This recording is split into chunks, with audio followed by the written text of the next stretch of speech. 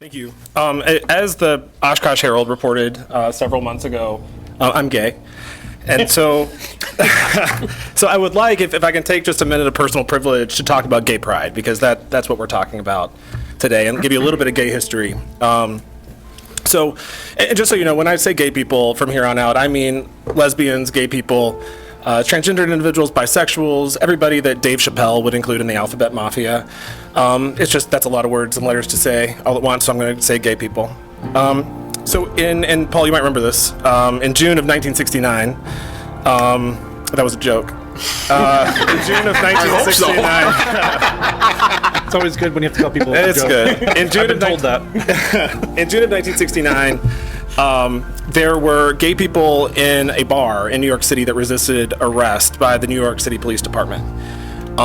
The police officers were doing their jobs, and they were enforcing a city ordinance that made it illegal, essentially, for gay bars to exist. And they said, we've had enough. They had nowhere else to go. They were using this bar truly as a place where they could find community, but also sometimes just shelter. So the police raided the bar, and these gay people said, we're done with that. And they fought back. They got violent. Police with their batons, and the gay people with what I assume were men's size 13 6-inch stilettos, fully stoned, of course. And that, what became known as the Stonewall riots, lasted for a couple of days. News reporters were there, and they took one picture. One picture exists, as far as I know, and they wrote an article. Now, that article spread throughout New York City. And then it spread to larger cities where you had large gay populations, like Chicago and San Francisco, and then to smaller communities, like Louisville, Kentucky, where I'm from, and Oshkosh, Wisconsin.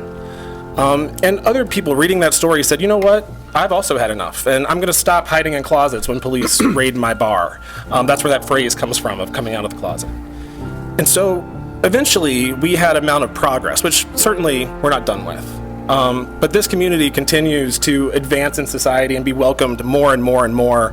And I hope that progress continues. It's because of the people at Stonewall that I'm able to sit up here and talk to you all today. It's because of the people at Stonewall that I'm able to hold my husband's hand in public. So every June, gay people get together and throw a party in public. And that's really for two reasons. One is to commemorate Stonewall and the progress that has happened since June of 1969. And the other reason is because we weren't always allowed to throw a party in public with our friends, who we refer to as allies sometimes. So what are we talking about? And Councilmember Esslinger and Councilmember Flom, they talked a lot about fees and fee waivers. This is a $500 fee, as Councilmember Esslinger mentioned. We're talking about a fee waiver for a nonprofit organization that is trying to host a community event. And we candidly do that pretty frequently, to Councilmember Esslinger's point. I know staff, they're tired of hearing me ask about this bird watching event. But there's a bird watching event where I assume bird watchers are with binoculars looking at migratory birds. I don't know, I'm not a bird watcher. I don't have anything against bird watchers, as long as they don't throw their lifestyle in my face or asking me to be a bird watcher. But if I went and decided that I was going to go to that event, I might learn something about bird watching.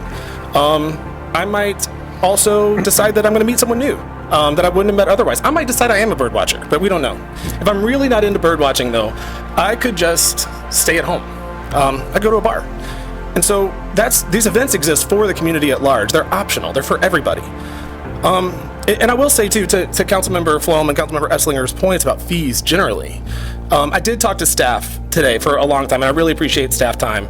Our special events ordinance does not cover these types of activities. It covers things like Waterfest and fees associated with it. But waiving a fee for a small nonprofit organization that's trying to put on a community event that otherwise would not happen in a place like Oshkosh is not covered under our ordinance. Bird watching isn't covered under our ordinance either. There's some gray area we realized today in our conversations that it's not clear if something comes out of a committee, where does it go next? To Councilmember Esslinger's point, the Dragon Boat Festival came to council. The Juneteenth event came to council. The Gay Pride event comes to council. It seems there's a pattern of things that are coming to council, but things like the bird watching event, the bike event, those go directly to another department. And so I think there's some gray area there that staff has agreed we can clean up, and it wasn't intentional. The reality is that this is a new area. As budgets become more and more constrained, especially from nonprofits who receive funding from state and federal governments, they're going to be asking for this more often. Now, if it's a profit-generating venture, like Waterfest, for example, my personal opinion is that they can pay those fees. But if it's a small nonprofit that is trying to let as much of the community in for free as possible to educate them or give people a place of community to celebrate an event that is important in history, I think it's difficult to have that be a revenue-generating organization that could pay for these fees. So I appreciate staff's time today, by the way. I know that you all gave me more time than you have, because you have no time. But I appreciate you sitting down and walking through the process with me. And I know none of this was intentional, but this item was always going to pass. And we know that. And I think we can differentiate as a council between organizations that are profit-generating, like Waterfest, and organizations that are trying to do something really good in our community for a group of people that might not otherwise have the chance to identify their community in Oshkosh, who their friends should be. And I think we do a really good job as a local government of not only ensuring that people have homes and houses, but making sure that they feel like that they're home too. And this event accomplishes that, and it wouldn't otherwise exist in a place like Oshkosh. So I will be supporting this event. I think it's a fantastic opportunity, and I really appreciate staff taking the time to meet with me, but also to look through our existing policies to make it clearer of what events should receive a fee waiver and what the process should look like, and which one should come before council to maybe say no to.